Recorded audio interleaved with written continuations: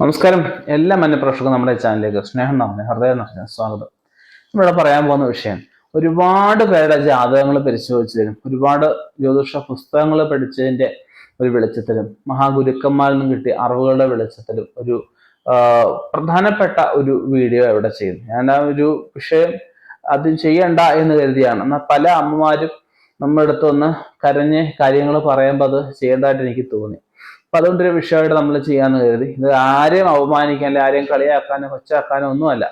നമുക്ക് അവർക്ക് ഒരു ജീവിതത്തിൽ ഒരു സമയം ഏതെങ്കിലും ഒരു കാലഘട്ടത്തിലെങ്കിലും ഈ പറഞ്ഞ ഒരു ബുദ്ധിമുട്ടും ഉണ്ടാവും. നമുക്ക് അത് ശ്രദ്ധിക്കണം. മാതാപിതാ ഗുരു ദൈവം എന്നാണ്.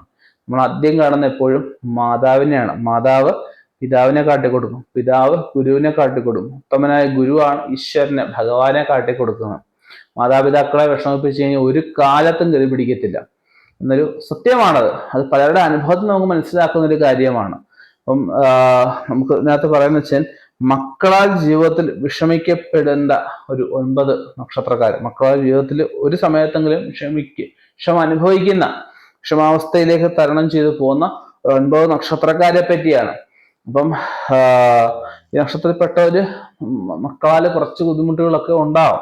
അപ്പൊ അതിനെ ഒന്ന് ശ്രദ്ധിക്കണം എന്ന് വെച്ച് കഴിഞ്ഞാൽ ഈ നക്ഷത്രക്കാർ ഒരു കാരണവശാലും നമുക്ക് എല്ലാ കാര്യങ്ങളും പറഞ്ഞ് മനസ്സിലാക്കി വേണം നമ്മൾ മക്കളെ വളർത്താൻ. എല്ലാവരും അങ്ങനെ തന്നെയാണ് ചെയ്യുക. പക്ഷേ നമുക്ക് പലപ്പോഴും നമ്മുടെ മുജ്ജന്മ കർമ്മ ബന്ധം കൊണ്ടോ പൂർവികമായിട്ടുള്ള ദോഷങ്ങൾ കൊണ്ടോ അല്ലെങ്കിൽ ഈ ജന്മത്തിലെ വിഷയങ്ങൾ കൊണ്ടോ ഈ ജന്മ പാപങ്ങൾ കൊണ്ടോ ഒക്കെ നമുക്ക് ഈ വിഷമതകൾ ഉണ്ടാവും. നമുക്ക് ആ വിഷമതകൾ അതിനെ തരണം ചെയ്തു പോകണം. നമ്മളെപ്പോഴും മനസ്സിലാക്കണം.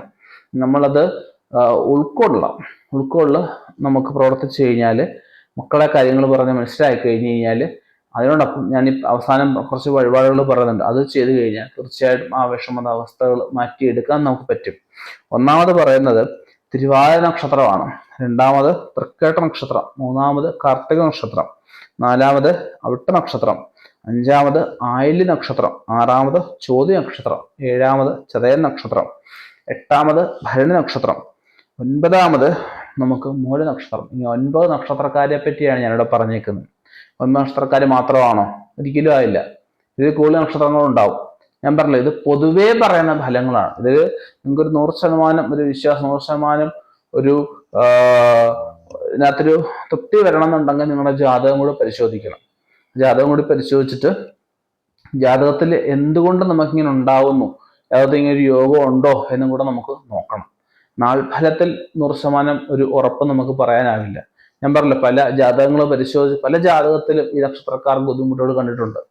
അതുകൊണ്ട് നമുക്കൊരു വീഡിയോ ചെയ്യാമെന്ന് കരുതിയാണ്. ഒരിക്കലും മാതാപിതാക്കളെ നമ്മൾ വിഷമിപ്പിക്കാതിരിക്കുക. നമ്മൾ വിഷമിപ്പിച്ചിട്ടുണ്ടെങ്കിൽ അതിന് കൃത്യമായിട്ടുള്ള പ്രായശ്ചിത്ത കാര്യങ്ങൾ നമ്മൾ ചെയ്ത് അതിൽ പശ്ചാത്തപിച്ച് അവരെ തൃപ്തിപ്പെടുത്തി മുന്നോട്ട് പോകാനായിട്ട് ശ്രമിക്കുക. മാതാപിതാക്കളുടെ അനുഗ്രഹം ഉണ്ടെങ്കിൽ നമുക്ക് ഏതൊരു നല്ല നിലയിൽ നമുക്ക് എത്തിപ്പെടാൻ പറ്റും.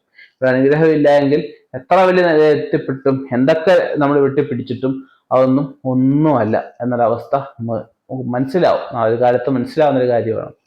നമുക്ക് മക്കളായ ജീവിതത്തിൽ വിഷമം അനുഭവിക്കേണ്ടി വരുന്ന 9 നക്ഷത്രക്കാരാ. ഇവര് മക്കള് ചെയ്യാനാണ് ഞാൻ ഈ പറഞ്ഞ പോലെ പശ്ചാത്താപിക്കുക, മാതാപിതാക്കളോടൊന്ന് എഴുതിവിറ്റങ്ങൾ ചെയ്തുകൊണ്ട് ക്ഷമം അവരോട് ചോദിക്കുക. അതിന് അവർക്ക് ഇഷ്ടമുള്ള ഫലം, അതായത് ഫ്രൂട്ട്സുകളോ ഇഷ്ടമുള്ള വസ്ത്രങ്ങളോ ഒക്കെ വാങ്ങിച്ചു കൊടുത്ത് ദക്ഷിണയൊക്കെ കൊടുത്ത് അഷ്ടാംഗ നമസ്കരിച്ച് അനുഗ്രഹം വാങ്ങിക്കുക. ഒന്നാമത് മക്കള് ചെയ്ത് പോയിട്ടുണ്ടെങ്കിൽ അതിന് ചെയ്യേണ്ട കാര്യമാണ്.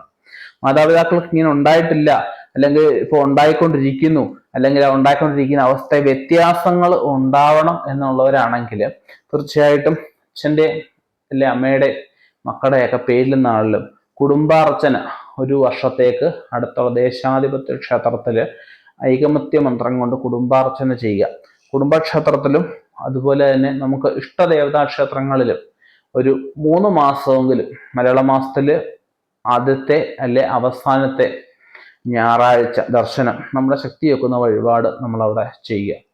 പിന്നെ ഭഗവതി ക്ഷേത്രത്തില് 13 ദിവസം രാവിലെ നിർമ്മാല്യ ദർശനം ചെയ്യുന്നത്, അവിടുത്തെ ഭഗവാന്റെ അല്ലെ ഭഗവതിയുടെ ഇഷ്ടനിറത്തിലുള്ള നമുക്ക് പുഷ്പങ്ങൾ സമർപ്പിക്കുക. ഭഗവതി ക്ഷേത്രമാണ് ഏറ്റവും വേണ്ടത്. ഭഗവതി ക്ഷേത്രം ഇല്ല എങ്കിൽ ശാന്തസ്വരൂപത്തിലുള്ള ഭഗവാന്റെ ക്ഷേത്രമായാലും മതി. 13 ദിവസം അടുപ്പിച്ച് നമുക്ക് അവിടെ ചെന്ന് തൊഴുത് ഒരു പിടിയെങ്കിൽ ഒരു പിടി, ഒരു ബക്കറ്റിനകത്തെങ്കിൽ ഒരു ബക്കറ്റിനകത്ത് കൊള്ളാതെ അത്രയും നമ്മളെ കൊണ്ട് പറ്റുന്നത്ര പുഷ്പങ്ങൾ ഭഗവാൻ ഇഷ്ടമുള്ള ഭഗവതിക്ക് ഇഷ്ടപ്പെടുന്ന തരത്തിലുള്ള പുഷ്പങ്ങൾ സമർപ്പിച്ചിട്ട് നമുക്ക് ഭാഗ്യസുക്ത മന്ത്രം കൊണ്ട് നമുക്ക് അർച്ചന, മക്കളുടെ മക്കൾക്ക് ഭാഗ്യം ഉണ്ടാവണമെങ്കിൽ, മക്കളുടെ സ്നേഹം അനുഭവിക്കാൻ ഭാഗ്യം ഉണ്ടാവണമെങ്കിൽ ഭാഗ്യസുക്ത മന്ത്രം വളരെ വിശേഷമാണ്. എല്ലാവിധ ഭാഗ്യങ്ങളും നമുക്കുണ്ടാവും. ഒരാൾക്ക് നിധി കിട്ടാൻ യോഗം ഉണ്ടെന്ന് കരുതി നിധി കിട്ടണമെന്നില്ല. മക്കൾക്ക് നല്ല ജോലി കിട്ടിയാൽ പോരെ, നിധി കിട്ടിയതിന് തുല്യമല്ലേ. നല്ലൊരു മക്കളെ കിട്ടും, നല്ല തലമുറ കിട്ടുന്നതും ഒരു നിധി തന്നെയാണ്. അപ്പോഴ് ഞാൻ ഈ പറഞ്ഞ കാര്യങ്ങൾ ചെയ്യുക. അതുപോലെ തന്നെ മക്കളാല് ബുദ്ധിമുട്ടൊന്നും ഉണ്ടാവാതിരിക്കാനായിട്ട് നമുക്ക് പുത്രവശീകര യന്ത്രം അല്ലെ പുത്രി വശീകര യന്ത്രം എന്നൊക്കെ പറഞ്ഞ യന്ത്രങ്ങളൊക്കെ ഉണ്ട്. അതൊക്കെ ധരിക്കുന്നത് വളരെ ശ്രേഷ്ഠമാണ്. അതൊക്കെ നമുക്ക് മാന്ത്രിക വിധികളിൽ പറഞ്ഞിട്ടുള്ള കാര്യങ്ങളാണ്. അപ്പം ഇനിയും ഇതുപോലുള്ള വ്യത്യസ്തമായിട്ടുള്ള വിഷയങ്ങളുമായിട്ട് നമുക്ക് കണ്ടുമുട്ടാം. നിർത്തുന്നു. നന്ദി, നമസ്കാരം.